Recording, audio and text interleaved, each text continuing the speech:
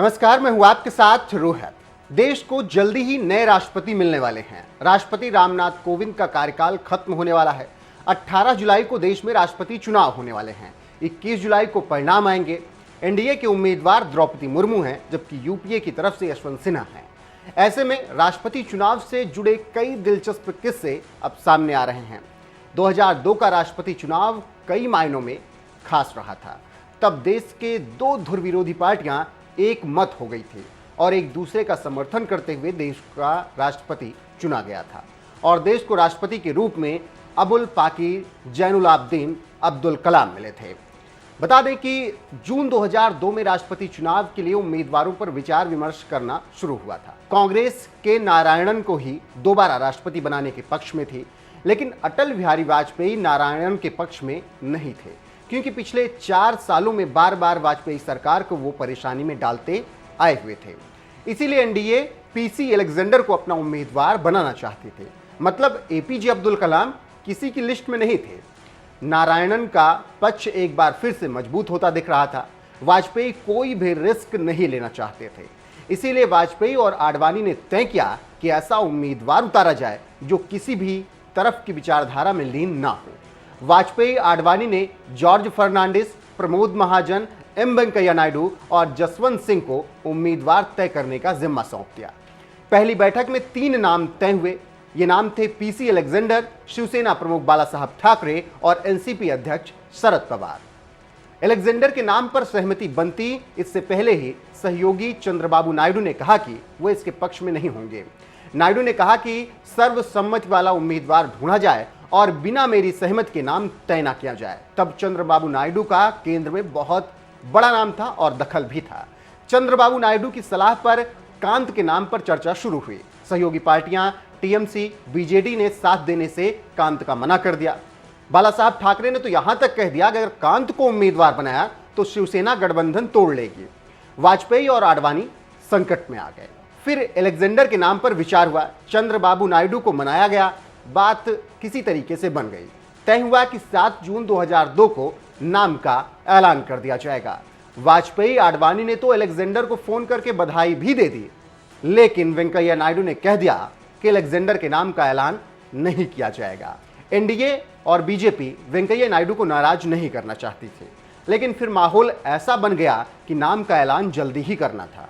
8 जून को शाम करीब 6:30 बजे आडवाणी के घर पर जॉर्ज फर्नांडिस, प्रमोद महाजन और वेंकैया नायडू पहुंचे।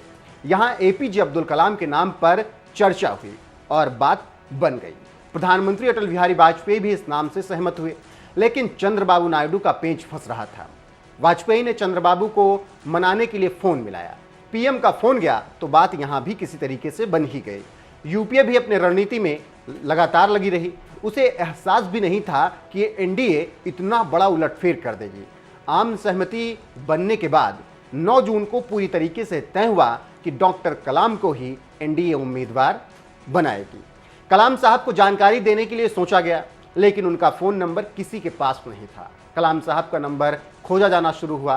प्रधानमंत्री कार्यालय में तैनात एक ज्वाइंट सेक्रेटरी को इस काम में लगाया गया कि वो कलाम साहब का पता लगाएं। आखिरकार कलाम साहब से संपर्क हुआ।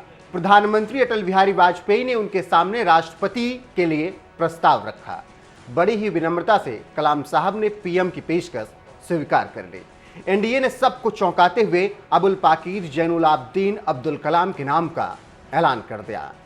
कलाम साहब की उम्मीदवारी एनडीए का मास्टर स्ट्रोक थे। उनके नाम का ऐलान होते ही विपक्ष हैरान और परेशान हो उठा। उसकी सारी योजनाएं धरी की धरी रह गई। कांग्रेस परेशानी में आ गई। बाकी विपक्षी दलों का आपस में मतभेद होना शुरू हो गया। सोनिया गांधी को तो विश्वास ही नहीं हो रहा था कि अब्दुल कलाम को एनडीए ने उम्मीदवार बना दिया। ये बात सोनिया गांधी ने अमर सिंह से भी कही थी कि ऐसा कैसे संभव हो गया कि कलाम उम्मीदवार बन गए। हालांकि कलाम साहब की उम्मीदवारी से विपक्ष के भी तमाम नेता एनडीए के पक्ष में आ गए। सबसे आगे मुलायम सिंह का नाम था। मुलायम सिंह ने विपक्षी बैठक में कलाम साहब का खुलकर समर्थन कर दिया। इस पर वामपंथी उन पर नाराज भी हो गए। शरद पवार की एनसीपी ने भी कलाम के समर्थन का ऐलान कर दिया, लेकिन वामपंथी बौखलाए रहे।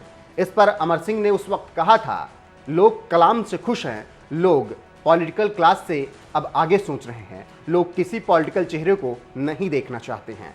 कलाम के अलावा अगर लोग किसी को पसंद करेंगे इस पद पर तो वो केवल सचिन तेंदुलकर होंगे। इसी उठापटक के बीच नारायणन ने चुनाव न लड़ने का फैसला किया, क्योंकि उन्हें समझ में आ गया था कि कलाम का विरोध करके जीता नहीं जा सकता। विपक्ष की टेंशन और बढ़ गई।